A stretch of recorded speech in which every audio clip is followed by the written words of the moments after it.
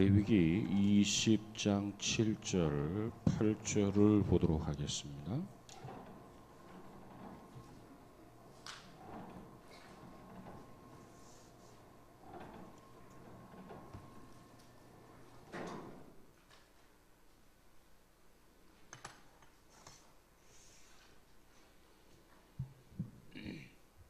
레위기 20장 7절 8절 우리 같이 봅니다. 7절 시작. 너희는 스스로 깨끗하게 하여 거룩할지어다. 나는 너희의 하나님 여호와이니라. 너희는 내 규례를 지켜 행하라. 나는 너희를 거룩하게 하는 여호와이니라. 아멘. 아멘. 자, 성경 한 구절 더 봅니다. 로마서 6장 13절.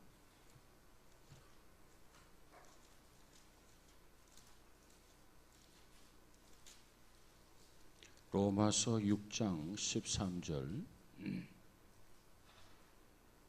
자, 우리 함께 같이 보겠습니다. 시작. 또한 너희 지체를 불의의 무기로 죄에게 내주지 말고 오직 너희 자신을 죽은 자 가운데서 다시 살아난 자 같이 하나님께 드리며 너희 지체를 의의 무기로 하나님께 드리라. 아멘. 아멘. 우리가 계속해서 여호와의 이름, 여호와 카데시라고 하는 말을 공부하는데, 여호와 카데시, 곧 여호와는 우리를 거룩하게 하시는 하나님이시다. 그래서 지난 1시간에 걸쳐서 이미 말씀을 드렸어요. 잠깐 배운 것을 복습 겸 다시 한번 해본다고 한다면, 청교도 이야기 가운데 한 자매가 유명한 이야기를 했다, 그걸 말씀을 드렸어요. 예수 믿기 전에는 죄를 향하여 가는 죄인이었지만 예수를 믿고 난 다음에는 아직도 역시 죄인이지만 죄로부터 도망치고 있는 죄인이다. 죄인이라는 의미는 똑같지만 죄를 향하는 죄인과 죄에서 도망치는 죄인이라고 하는 의미는 그 차이가 엄청나다. 이걸 여러분에게 말씀을 드렸습니다. 그래서 우리는 죄를 향하여 접근하는, 향하여 가는 죄인이 아니라 죄로부터 도망칠 수 있는 그러한 죄인들이 되어지기를 주의 이름으로 축복합니다. 우리가 구원받은 하나님의 자녀지만 하나님의 자녀임에도 불구하고 아직도 우리는 죄와 더불어 싸워야만 하는 죄인입니다. 그래서 히브리서 4장 13절에 가서 보면 피 흘리기까지 싸우라고 강조하고 있어요. 그리스도 안에서 구원받았지만 아직도 우리는 죄와 영적인 싸움에서 끝난 게 아니에요. 많은 사람들이 예수를 믿으면서도 타락하고 범죄하는 사람이 얼마나 많은지 모른단 말이에요. 그래서 성경은 뭐라고 말합니까? 아직도 사탄은 우는 사자처럼 삼킬 자를 두루 찾나니, 눈이 뒤집혀가지고 먹이를 찾고 있다는 거예요. 이 영적 싸움에서 우리는 이겨야 합니다. 영적 싸움에서 우리는 승리해야 합니다. 이 영적 싸움에서 우리가 승리하기 위해서는 도망쳐야 된다. 도망쳐야 된다.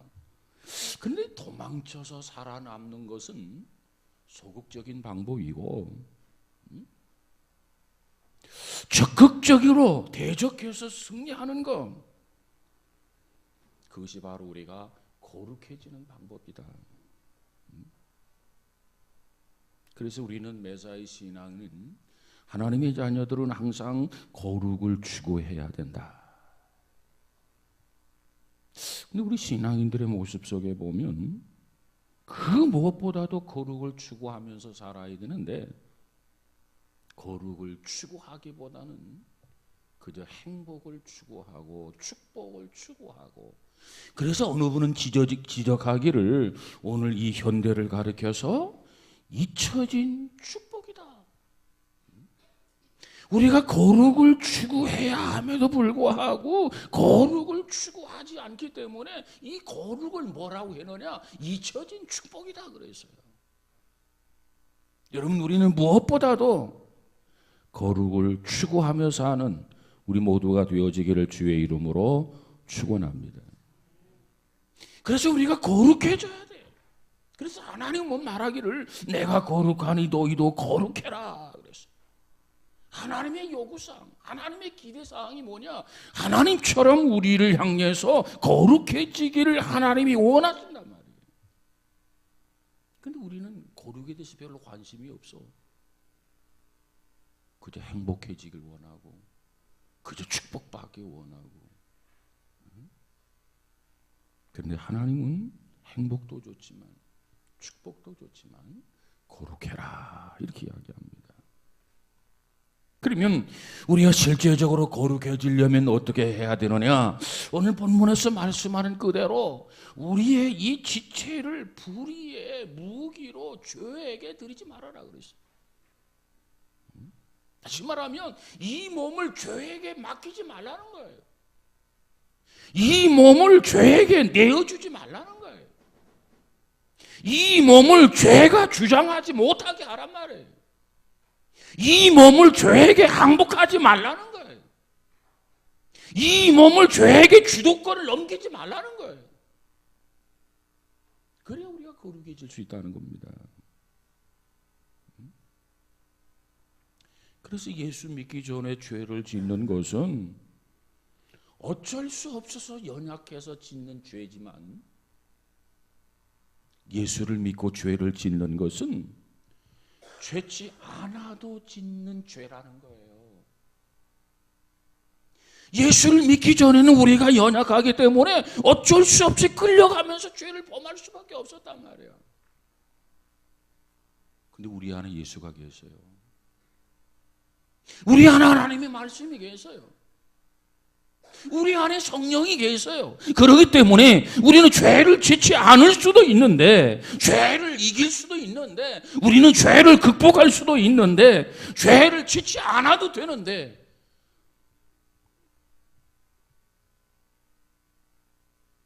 죄를 짓고 있는 거예요.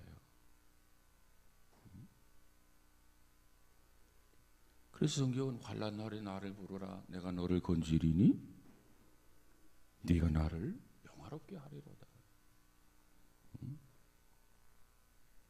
우리는 죄를 지어서는 안 돼요. 우리는 죄를 이길 수 있어요. 그 능력을 주께서 우리에게 허락해 주신 줄로 믿습니다. 이처럼 죄에서 우리가 이기려면 어찌해야 되느냐? 오늘 로마서 6장 11절에 가서 보니까 성경은 바울은 이런 얘기해요. 죄에 대한 유혹이 우리 앞에 있을 때 우리 자신을 나는 죄에 대해서 죽은 자야. 죽은 자로 여기란 말이에요. 죽은 자는 반응하지 않습니다. 죄가 아무리 나에게 다가와서 나에게 유혹을 한다 할지라도 나 자신은 죄에 대하여는 죽었어. 나는 죽었어. 그럼 죄에 대해서 반응하지 않아요. 그럼 죄에 대해서 넘어갈 리가 없어요. 그것이 과연 가능하냐? 과연 가능해요. 요셉이 그러했단 말이에요. 요셉이.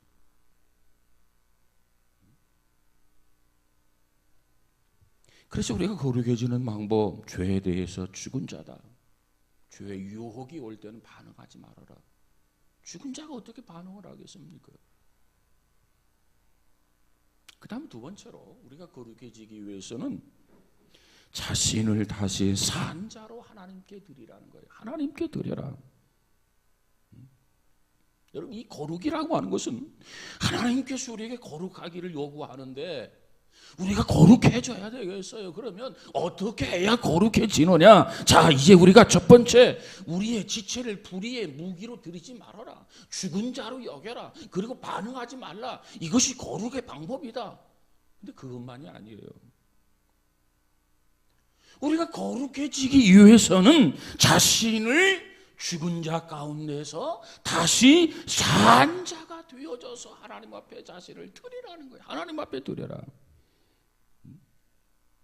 거룩이라고 하는 것은 무엇을 내가 하지 않는 것만으로 이루어지는 건 아니에요. 죄에게 드리지 않는다, 항복하지 않는다, 굴복하지 않는다. 무릎을 꿇지 않는다. 물론 그것도 한 방법이 되겠지만 그것만 가지고 거룩함이 이루어지는 것은 아니란 말이에요. 좀 더 적극적으로 어떤 일을 해야 하느냐? 정말 우리가 거룩해지기 위해서는 좀 더 적극적인 처방이 필요해요. 오늘 본문에서 강조하고 있는 두 번째 처방은, 첫 번째는 죄에 대해서 부정하는 거지만 두 번째 처방은 하나님에 대해서 적극적으로 긍정하는 거예요. 그래야 우리가 거룩해질 수 있어요. 우리는 하나님은 살아계시다. 그 하나님은 전능하신 하나님이시다. 그 하나님은 전지하신 하나님이시다. 그 하나님이 나를 지켜보고 있다. 불꽃 같은 눈으로 나를 보고 있다. 이렇게 하나님 앞에 하나님의 살아계심과 하나님의 전지전능하심을 긍정하면서 하나님 앞에 나아갈 때 우리는 거룩해질 수 있어요. 그리스도인들은 이미 죄에 대해서 영적으로 죽어 있는 상태입니다. 그런데 예수 그리스도가 죽음으로 끝나지 아니하고 사흘 만에 부활한 것처럼, 왜 예수님께서 부활하셨습니까? 하나님과 이 관계를 뭔가 새롭게 하기 위해서 예수님께서 사흘 만에 부활을 하셨어요. 우리에게 뭔가 도움을 주기 위해서, 우리에게 뭔가 새로운 생명을 주시기 위해서 예수님은 다시 부활을 하셨어요. 그런데 이 동일한 사건이 우리 안에도 일어났다고 바울은 그렇게 설명하고 있어요. 자, 오늘 본문 13절을 다시 볼까요? 13절 시작. 또한 너희 지체를 불의의 무기로 죄에게 내주지 말고 오직 너희 자신을 죽은 자 가운데서 다시 살아난 자와 같이 하나님께 드리며 너희 지체를 의의 무기로 하나님께 드리라. 오직 너희 자신을 죽은 자 가운데서 다시 살아난 자 같이 하나님께 드리라는 거예요. 살아난 자 같이. 이 무슨 말이에요? 거듭남의 표현을 가리키고 있습니다. 우리는 죄에 대해서 죽은 자지만 우리는 하나님에 대해서 산 자예요. 다시 거듭났어요. 새로운 피조물이 되었어요. 보라, 이전 것은 지나갔으니 새로운 피조물이로다. 이제는 죽은 자가 아니라 살아있는 자같이 하나님 앞에 적극적으로 자기 자신을 드리라는 거예요. 그래야 우리가 거룩해질 수 있다는 겁니다.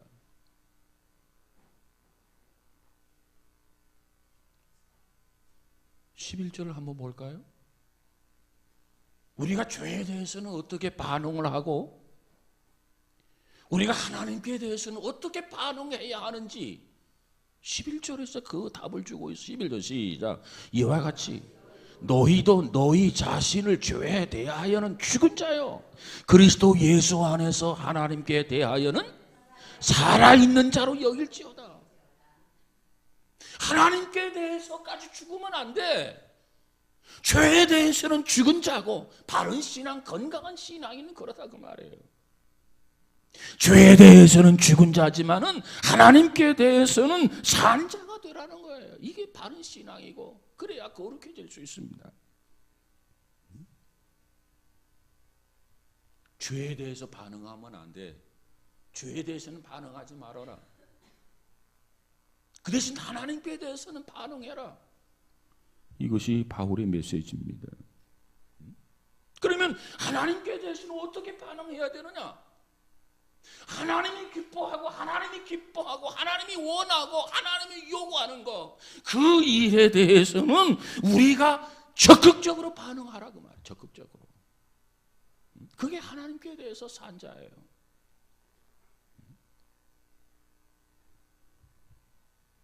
우리가 죄에 대해서 도망치고 죄에 대해서 피하는 것, 거기만 매달릴 것이 아니라 적극적으로 하나님을 기쁘게 해드리고 적극적으로 하나님을 영원롭게 해드리고 하나님의 뜻을 분별해서 그 뜻을 이루어드리는 것이 우리가 거룩해지는 방법이라는 거예요.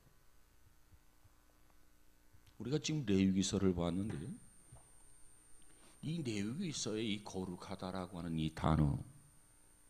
그 거룩이라고 하는 단어를 다른 단어로 대치한다면, 바꾼다면 무슨 단어로 대치할 수가 있느냐? 구별이라는 단어로 대체할 수가 있습니다. 거룩하다, 구별하다, 그런 뜻입니다. 구별하다. 그래서 거룩하다는 뜻은 구별하다는 뜻과 같아요.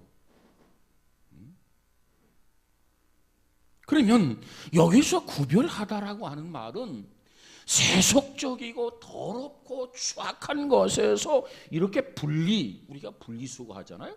분리한다라고 하는 의미를 가지고 있어요.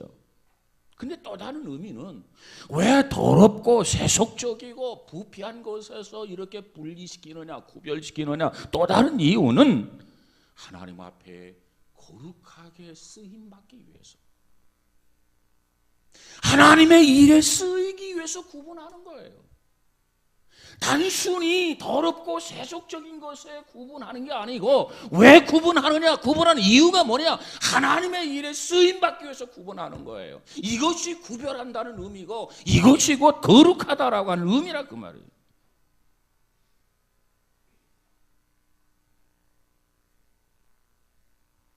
우리가 거룩한 장소를 뭐라고 그러죠? 거룩한 장소를 뭐라고 그래요?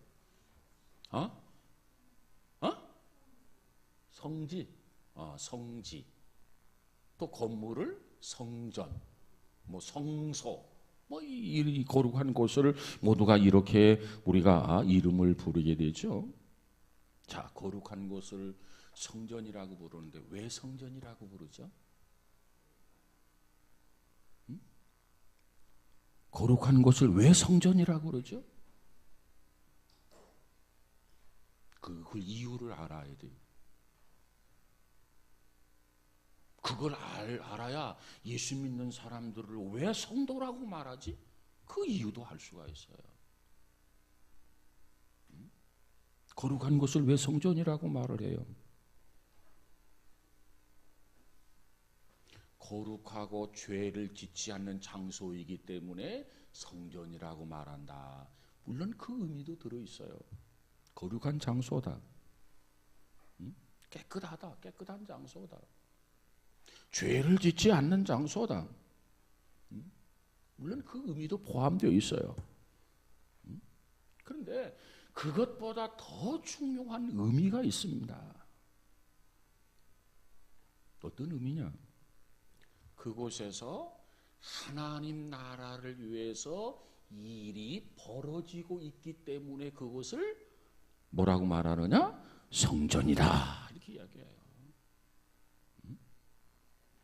하나님 나라를 위해서, 하나님을 위해서 일이 벌어지고 있는 장소이기 때문에 성전이다 이렇게 이야기한단 말이에요. 그것이 깨끗하고 그것이 구별되기 때문에 성전이라고 말하는 것보다는 그 의미도 없는 거 아니야 있어. 그러나 좀 더 적극적으로 해석한다면 하나님을 위하는 일, 그 일이 벌어지고 있기 때문에 그곳을 성전이라 이렇게 이야기한단 말이에요. 성전에서 이루어지는 게 뭐죠? 예배. 하나님을 위해서 예배가 이루어지는 장소예요. 그러니까 성전이라고 말하는 거예요. 하나님을 위해서 기도가 이루어지고 있어요. 그러니까 성전이라고 말하는 거예요. 하나님을 위해서 찬양이 일어나고 있어요. 그렇기 때문에 성전이라고 말하는 거예요. 그러니까 하나님을 향한 적극적인 목적으로 사용되고 있기 때문에 우리는 그와 같은 곳을 성전이라 혹은 성소라 이렇게 이야기합니다. 우리가 주일, 안식일을 우리가 성일이라고 그렇게 해요. 성일이란 말이 무슨 뜻이에요? 성스러운 날. 다시 말하면 성인 성자 거룩한 날이다. 그러기 때문에 성일이다. 그런 얘기를 합니다. 그럼 왜 거룩한 날이라고 그러죠? 왜 이 날을 성스러운 날이라고 그러죠? 왜 이 날을 성일이라고 말하고 있죠?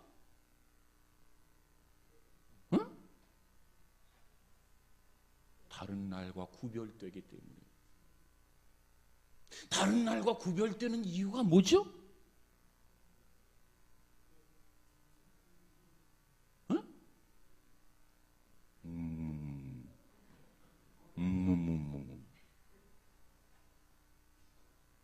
다른 날과 왜 구별된 날이라는 말이에요. 집중해서. 자, 다시 말씀드릴게요. 하나님의 일을 위해서 구별한 날이란 말이에요. 하나님의 일을 위해서 구별된 장소가 성전이라고 그랬고, 왜 성일이라고 말하느냐? 하나님의 일을 위해서 구별된 날이기 때문에 이 날을 뭐라고 말한다고요? 성일이라고 말해요. 성일.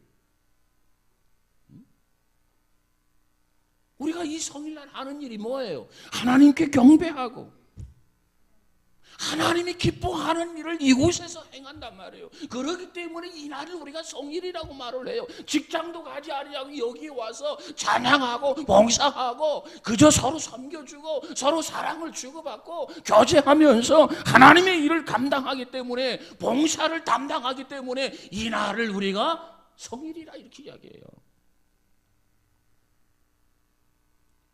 단순히 어떤 것을 안 하는 것만의 의미가 아니란 말이에요. 물론 안 하는 의미도 있어요. 자, 우리 자신들을 성도다, 거룩한 무리라 이렇게 이야기해요. 왜 우리를 성도라고 말하죠? 죄를 짓지 않고 살아야 하기 때문에. 당연히 그렇죠. 그러나 그것보다 더 중요한 의미가 있어요. 죄를 짓지 않고 살아야 하기 때문에 우리는 성도야, 하나님의 거룩한 무리야. 그러나 그것보다도 더 중요한 의미가 있단 말이에요. 중요한 의미가 뭐예요? 우리가 성도라고 말하는데 그 이유가 뭐예요? 하나님 나라를 위해서 뭐? 일하는 사람. 그래, 맞아요. 지금 계속 그렇게 설명하잖아. 성전이라는 게 뭐냐? 성일이라는 게 뭐냐? 성도라는 게 뭐냐? 지금 그걸 말씀드리고 있는 거 아닙니까? 성도라는 게 뭐라고요? 하나님 나라를 위해서 우리가 일하는 것, 일하는 날. 하나님의 나라를 위해서 우리가 일하기 위해서는 어떻게 해야 돼?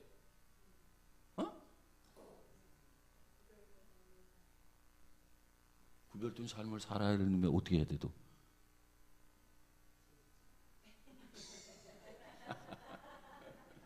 자, 오늘 본문에 보니까 우리가 하나님 나라를 위해서 일해야 되는데, 그러기 때문에 성도라고 말하는데 어떻게 해야 하나님의 나라를 위해서 일할 수 있느냐? 바울이 지금 여기서 강조하는 것은 우리를 어떻게 해라? 하나님께 드려라, 그 말이야. 하나님 앞에 드려라. 하나님의 일을 위해서 우리 자신을 드려라, 그 말에 드려라.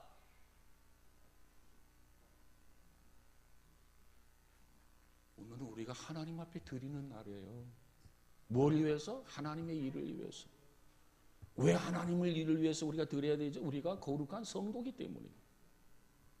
이 날이 성일이기 때문에. 하나님의 일을 위해서 우리가 드리지 아니하고는 어떻게 우리가 하나님의 일을 할 수 있습니까?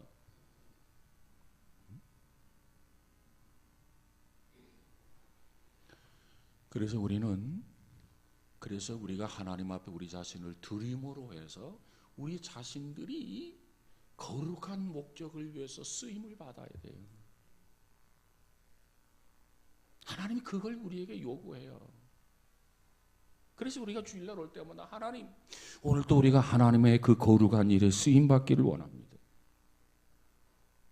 거룩한 목적을 위해서 쓰여지는 도구가 되게 해 주십시오.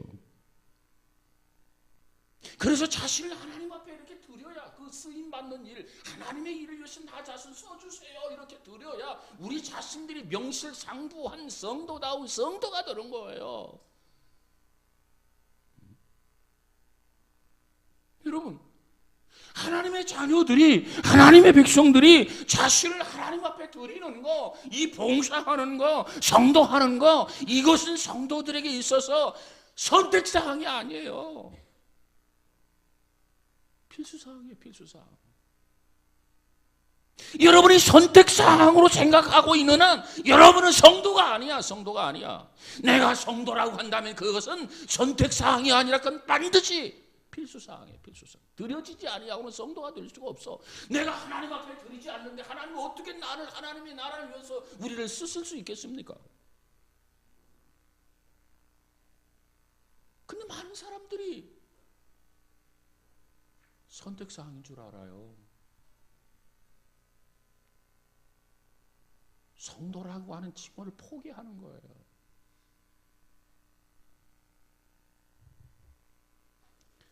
이제 우리는 선택사항으로가 아니라 필수사항으로 사시기를 주의 이름으로 축복합니다. 그래서 성경은 우리에게 뭘 강조하느냐? 우리의 몸을 가지고 계속해서 하나님 앞에 산제사로 드려라 이렇게 말씀하잖아요. 그것이 바로 뭐냐? 그것이 영적 예배고 그것이 바로 진정한 예배라는 겁니다. 오늘 우리가 하나님의 날 성일에 주님 앞에 나와서 성전에 나와서 성도로서 하나님의 일을 위해서 이 일을 우리가 이 안에서 해야 돼. 그리고 그 일을 위해서 우리가 드려져야 돼. 그래야 이 날이 성일이 되고 이 장소가 성전이 되고 우리가 명실상부한 성도가 될 수 있단 말이에요. 그렇게 살아야 그 사람이 그날 하나님 앞에 드리는 예배가 영적 예배를 드리는 것이고 하나님이 받으실 만한 신령한 예배가 되는 거예요.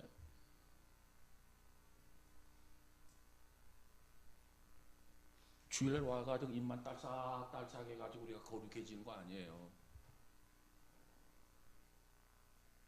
하나님은 우리를 그렇게 요구하는 거 아닙니다. 입만 딸싹딸싹 해라. 야 떼워라 떼워. 하나님 결코 그렇게 말씀하지 않아요. 그렇게 해서 거룩해질 수가 없어요. 그렇게 해서 거룩해지리라고 하는 그 착각을 갖지 마세요. 버리세요. 우리는 하나님 앞에 거룩하게 계속해서 하나님 앞에 우리 자신을 드려야 돼요. 그래야 우리가 계속해서 우리가 거룩해지는 거예요. 봉사로 하나님 앞에 드리고 헌신으로 하나님 앞에 자꾸 계속해서 드려야 돼요. 그래서 봉사라고 하는 것은 거룩을 실천하는 또 하나의 과정이다. 봉사하지 아니하고 하나님 앞에 드리지 아니하고 하나님 앞에 헌신하지 아니하고 결코 거룩해질 수 없어요. 봉사는 거룩을 실천하는 또 하나의 과정이다. 우리는 하나님 앞에 자신을 적극적으로 드릴 수 있어야 돼요. 그러면 우리 자신을 드려야 된다. 어떤 일을 해야 할까요? 내 자신을 하나님 앞에 드리는데 하나님 말로만 내가 하나님 내 몸을 하나님 앞에 드립니다. 그러면 되나요? 그래가지고 거룩해질 수 있겠어요? 그래가지고 내가 성도가 될 수 있겠어요?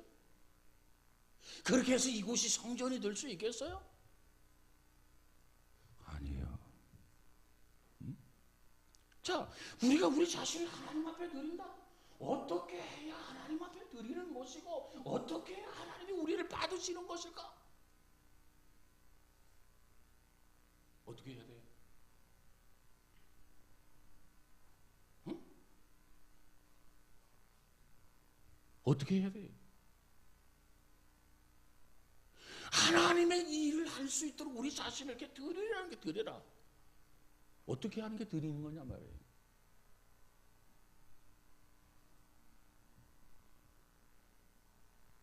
다른 영혼을 위해서 저처럼 기도하는 거예요.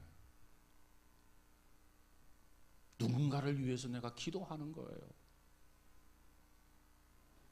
그 일을 할 때 내 자신을 하나님 앞에 드리는 겁니다. 내가 전도하는 거예요.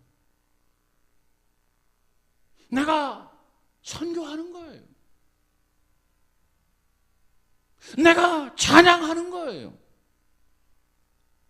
그런 일들을 위해서 우리 자신들을 헌신할 때 우리 자신을 하나님 앞에 이렇게 드리는 거란 말이에요. 하나님 앞에.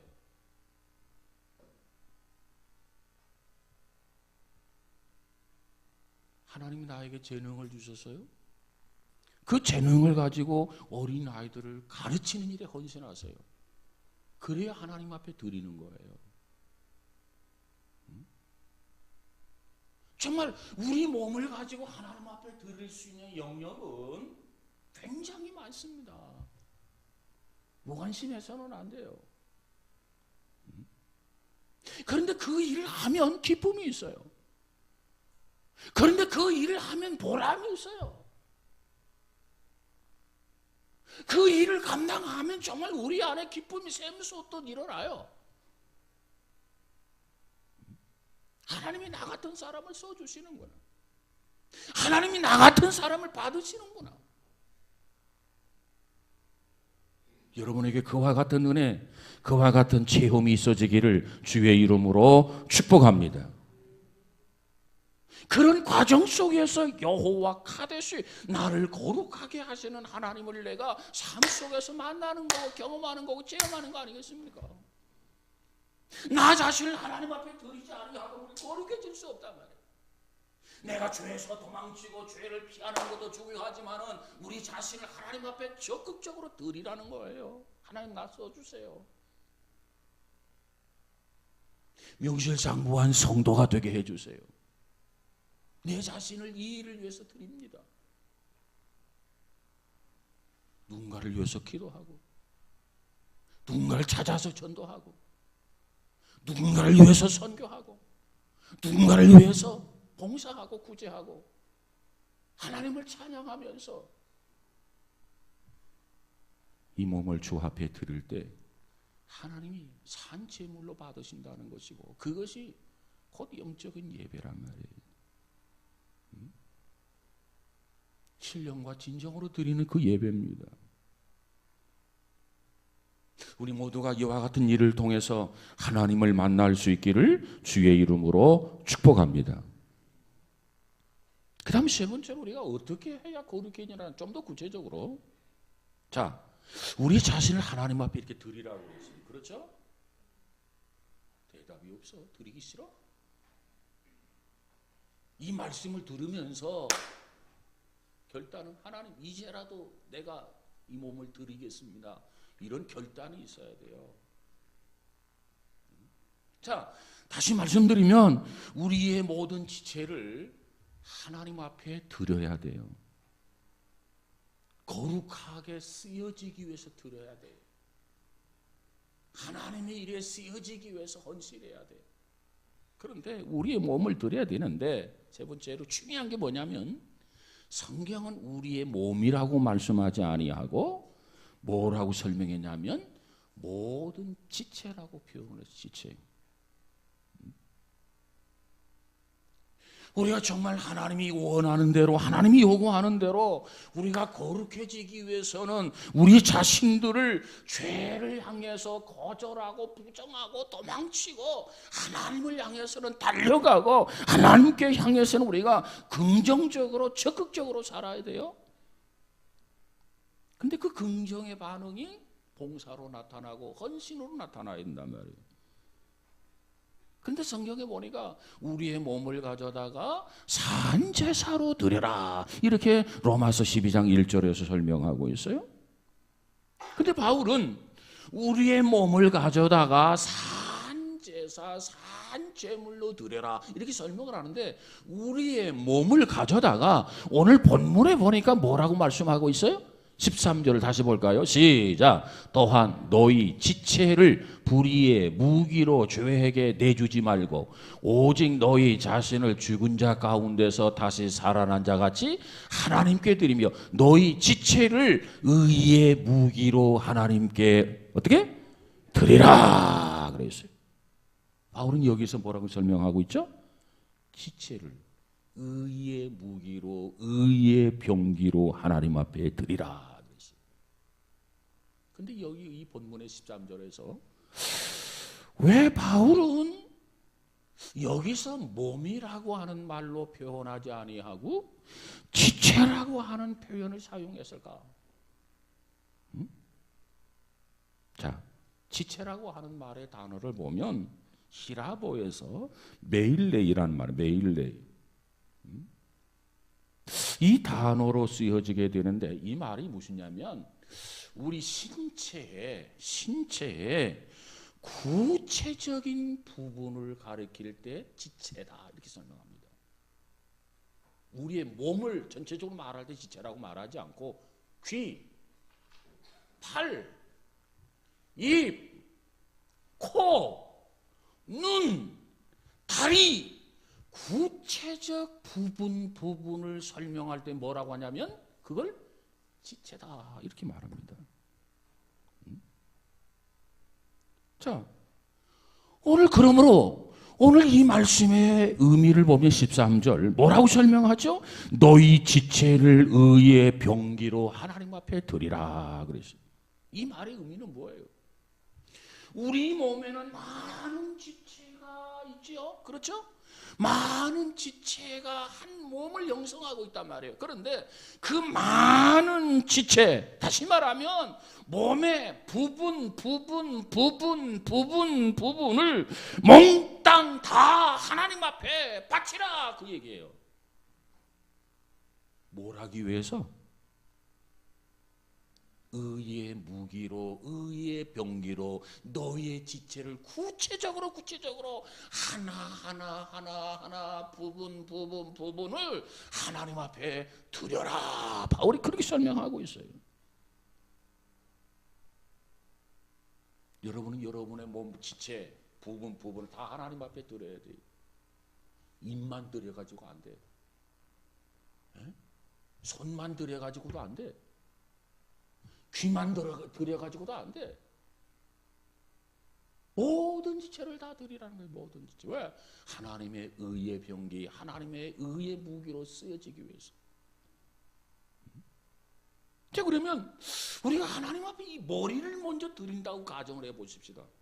왜? 하나님은 구체적으로 우리의 지체 요소를 하나님 앞에 드리라고 했거든요. 그러면 먼저 우리 지체를 드리는데 머리를 하나님 앞에 드린다. 한번 생각해 보세요. 어떻게 하는 것이 우리의 머리를 하나님 앞에 드리는 거죠? 응? 어떻게 우리 머리를 하나님 앞에 드리는 거야? 한 번도 드려보지 못해서? 그동안 뭐 했어? 그렇죠. 기도하는 가운데 좋은 아이디어를 내는 거예요. 그 아이디어를 가지고 이웃을 섬기는 거예요. 좋은 아이디어를 가지고 이웃을 사랑하는 거예요. 좋은 아이디어를 가지고 전도하는 거예요. 좋은 아이디어를 가지고 선교하는 거예요. 이게 뭐냐? 우리의 몸, 이 지체 중에서도 머리를 하나님 앞에 드리는 거란 말이에요. 드리는 거.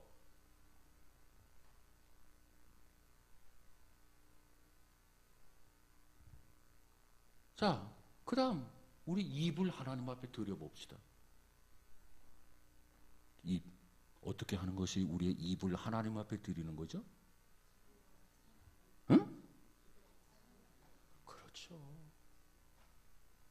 그것도 이웃을 향해서 기도하고 하나님의 성호를 찬양하는 거, 그 일에 헌신하는 거, 그것이 우리의 몸 지체인 입이라고 하는 이 지체를 하나님 앞에 드리는 거예요. 성가대 하기 싫다고요?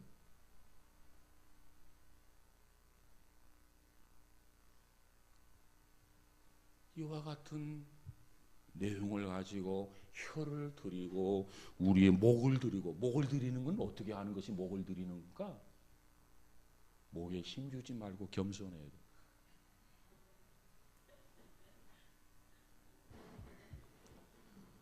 자, 눈을 드려보자. 눈을 가지고 하나님 앞에 드려봅시다. 눈을. 왜? 모든 지체를 하나님 앞에 다 드리라고 그랬어. 눈을 드려. 눈. 어떻게 하는 것이 눈을 하나님 앞에 드리는 것이 될까요?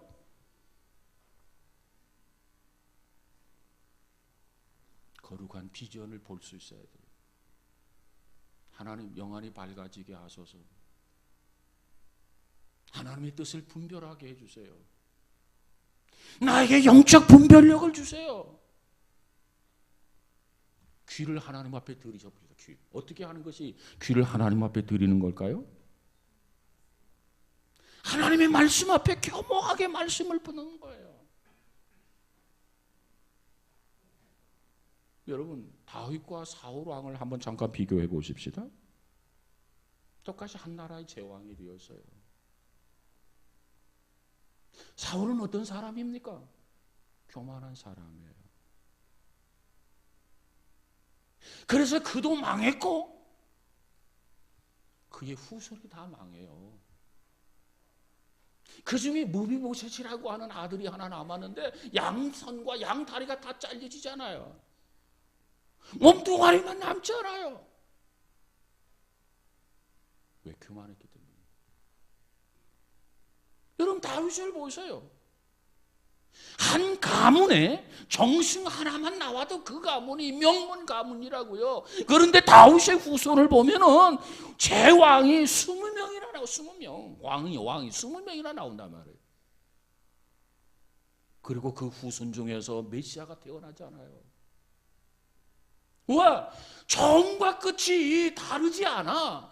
처음도 겸손하고, 둘째도 겸손하고, 셋째도 겸손하고, 왕이 되기 전에도 겸손하고, 왕이 되고 난 후에도 겸손하고. 하나님이 다윗을 축복해 주신 거예요. 정승 하나 정도가 문제가 아니야. 그 가문에서 왕이 20명이나 나왔단 말이에요. 여러분, 우리는 성경을 통해서 이와 같은 역사들을 볼 수 있어야 되고, 들을 수 있어야 되고, 발견할 수 있어야 돼. 왜 눈을 가지고 발견하지 못합니까? 왜 귀를 가지고 그 사실을 깨닫지 못하고 왜 듣지 못하느냐 말이에요.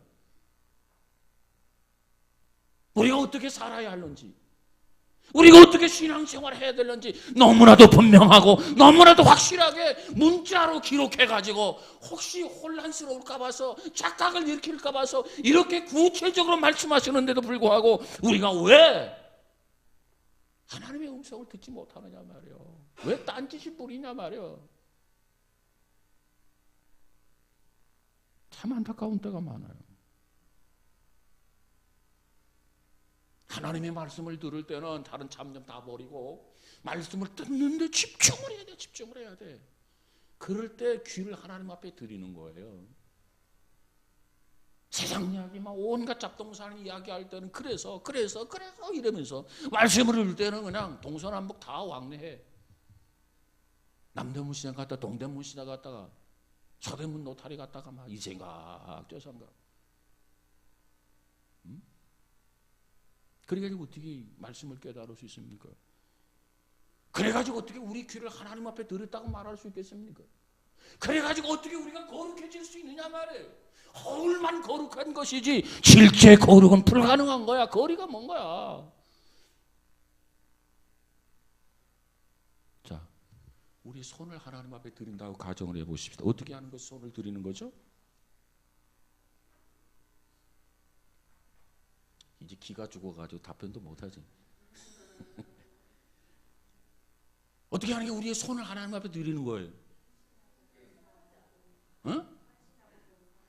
헌신하고 봉사하는 거. 헌신이 뭐고 봉사가 뭐야? 응?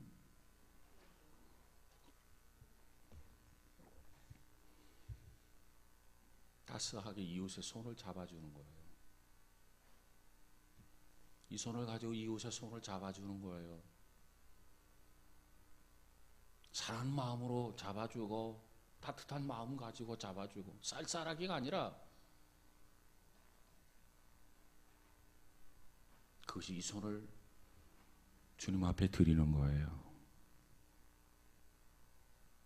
팔, 다리라고 말하죠. 이 팔. 이 다리를 어떻게 해야 하나님 앞에 드리는 걸까요? 전도하는 일에 참여해야 돼.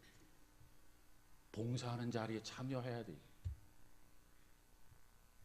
토스트 할 때 그냥 토스트만 굴려고 하지 말고 좀 전도에 좀 참여를 하라고요. 물론 그것도 중요해.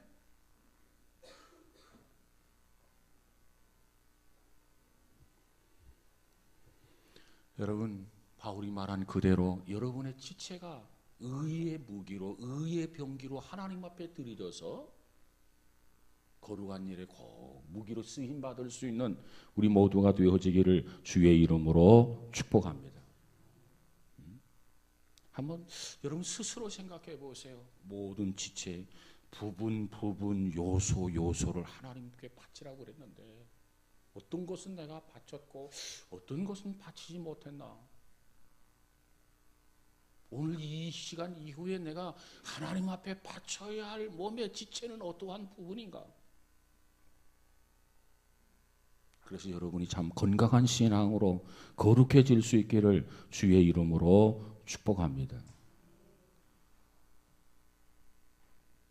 여러분이 누구를 섬기든지 그 일이 의로운 일이 되어야 되고, 봉사하는 방법, 봉사하는 태도, 봉사하는 동기 모두가 다 의로워야 돼요.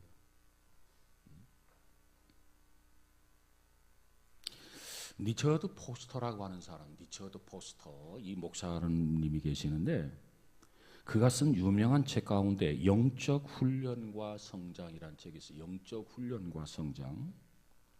거기 보면 자기 의에 근거한 섬김과 진정한 의로움의 섬김, 이 두 가지를 놓고 비교해서 설명해 줍니다. 자기 의에 근거한 섬김과 진정한 의에 대한 섬김을 이렇게 두 가지 비교를 하면서 설명해 주고 있어요. 거기 보니까 자기 의의 섬김은 인간의 노력에만 근거하지만 진정한 의의 섬김은 큰 일과 작은 일을 구별하지 않는다.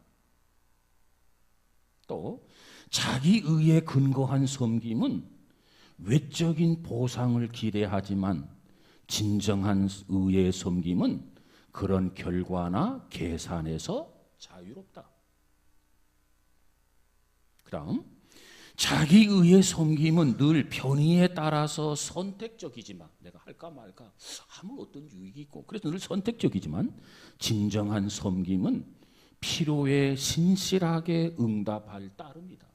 나에게 유익이 있고 없고가 아니라 상대가 나에게 요구하느냐 안 하느냐, 그 필요에 따라서 신실하게 응답할 따릅니다. 또 자기 의의 섬김은 한시적이지만 진정한 섬김은 라이프 스타일이다, 삶이다. 그러면서 좀 더 구체적으로 설명합니다. 목표에서 어떤 일을 이렇게 쭉 하다가 막히면 안 하는 것이 아니라 진정한 섬김을 말하죠.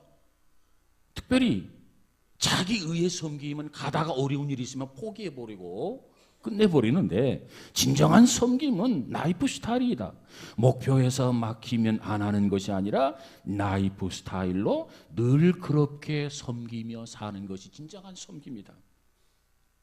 또 자기 의의 섬김은 무례하지만 진정한 의의 섬김은 언제나 상대를 배려한다.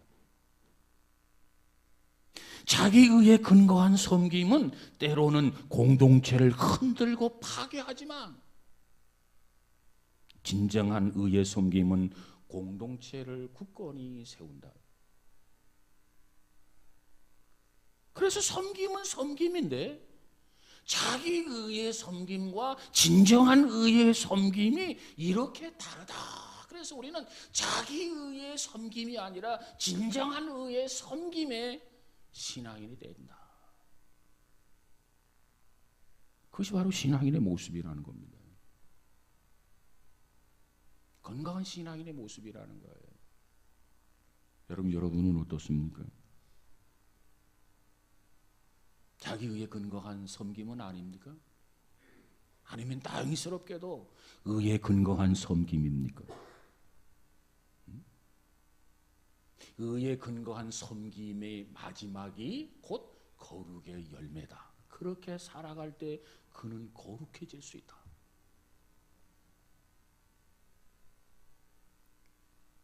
여러분, 우리는 이와 같이 건강한 신앙이 되어서 정말 때를 얻든지 못 얻든지 하나님의 일에 최선을 다하며 살아가는 우리 모두가 되어지기를 주의 이름으로 축복합니다. 내가 섬김의 자리에 있든지 주어지지 않든지 나에게 어떤 타이틀이 있든지 없든지, 나에게 어떤 직분이 있든지 없든지, 사람들이 알아주든 알아주지 않든 변함없이 성령의 역사를 쫓아서 살아가는 성도, 믿음의 사람, 우리 모두가 다 되어지기를 주의 이름으로 축복합니다. 구세군이라는 교단이 있어요. 구세군의 창설자가 누구냐면 월리암 부스라고 하는 사람. 월리암 부스. 구세군 여러분 복장 아시죠?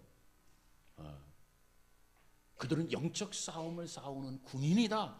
그래가지고 군복으로 입혀서 군복. 그래서 목사님은 장교야, 장교. 뭐 영교, 경교, 뭐 장교고, 그 다음에 집사님들은 누구냐? 하사관이야, 하사관. 존칭이 그래요, 하사관. 헌금을 뭐라고 하느냐? 헌금을 이걸 뭐라고 하는 줄 알아요? 탄약금. 영적 전쟁을 치르는데 탄약, 총알이 있어야 되잖아요. 그러니까 헌금을 뭐라고 하느냐? 구세군에서는 탄약금이라 이렇게 얘기해요. 별로 관심 없죠? 어쨌든지 간에 그 구세군의 창설자가 월리암 부스라고 하는 사람인데 참 대단한데요. 근데 이 월리암 부스라고 하는 사람이 말년에 이 안질로 심한 고생을 하게 됩니다. 그래서 의사가 이 월리암 부스라고 하는 이 목사님 안질을 종합 검사를 해요. 근데 아무래도 이상해요. 그래서 그 아들을 불러다 놓고 설명을 합니다. 아무래도 시력을 잃을 가능성이 있습니다. 확실한가요?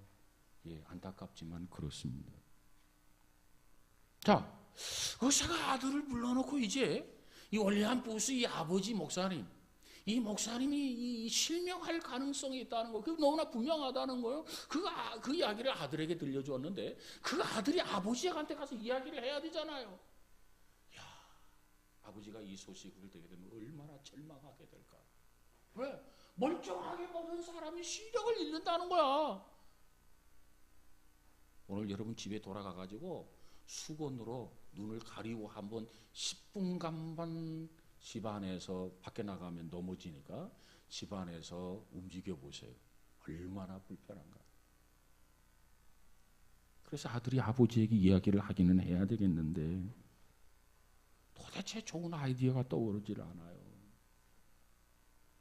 그러다 그 아들이 그저 주저주저 하다가 아버지에게 겨우겨우 말을 이렇게 띄게 됩니다. 아버지, 검사 결과가 나왔는데요. 눈의 상태가 좋지 않대요. 실명한다는 말은 못하고 눈의 상태가 좋지 않대요. 그때 알아차린 월리암 부스가 이렇게 말을 합니다. 그럼 내가 시력을 잃게 된다는 말이겠지. 아버지는 그걸 한 번에 알아차린 거예요. 그러자 아들이 이렇게 얘기해요. 머뭇거리다가 죄송해요 아버지, 그런 것 같아요. 죄송해요 아버지, 그런 것 같아요. 그 말을 들었더니 월리암 부스는 미소를 짓습니다. 아들 앞에서. 그리고 다음과 같은 아주 유명한 말을 합니다. 뭐라고 말하느냐 잘 들어보세요. 그러면 지금까지 나는 두 눈을 가지고 하나님을 섬겨왔는데, 그러면 지금까지 나는 두 눈을 가지고 하나님을 섬겨왔는데 이제는 두 눈이 없이 하나님을 섬길 방법을 찾아야겠구나. 절망하지 아니하고 낙심하지 아니하고 포기하지 아니하고 나는 지금까지 두 눈을 가지고 하나님을 섬겨왔는데 그렇다고 한다면 이제부터는 나는 두 눈이 없이 하나님을 섬길 방법을 내가 찾아봐야 되겠구나. 그랬다는 거예요. 원망할 줄 알았는데 원망하지 않았어요. 낙심할 줄 알았는데 낙심하지 않았어요. 자기의 상황을 자연스럽게 받아들이면서 눈을 가지고 하나님을 섬겨왔는데 이제는 두 눈이 없이 하나님을 섬기는 방법을 찾아야지. 어떤 사람이 거룩한 사람이냐? 이런 사람이 거룩한 사람이에요. 두 눈을 가지고 불편 없이 살았어요. 그런데 하루아침에 두 눈을 잃었어요.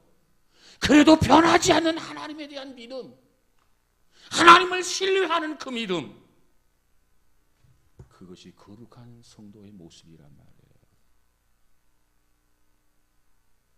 우리는 조금만 불편해도 원망하고 불평하지 않아요. 자기를 조금만 알아주지 않아도 짜증을 부리지 않아요. 이래가지고 거룩하다고 말할 수 있겠습니까?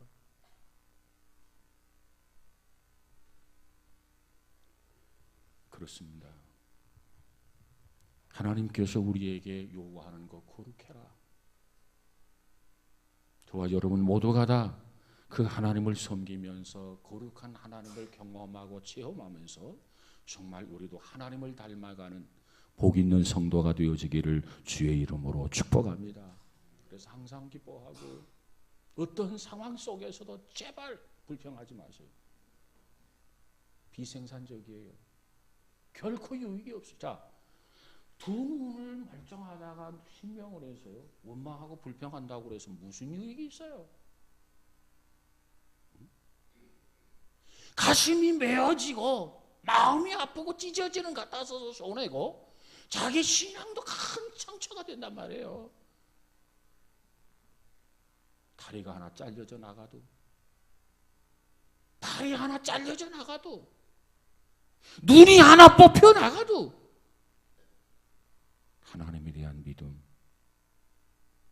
하나님에 대한 신앙, 그 신뢰 변함없기를 주의 이름으로 축복합니다.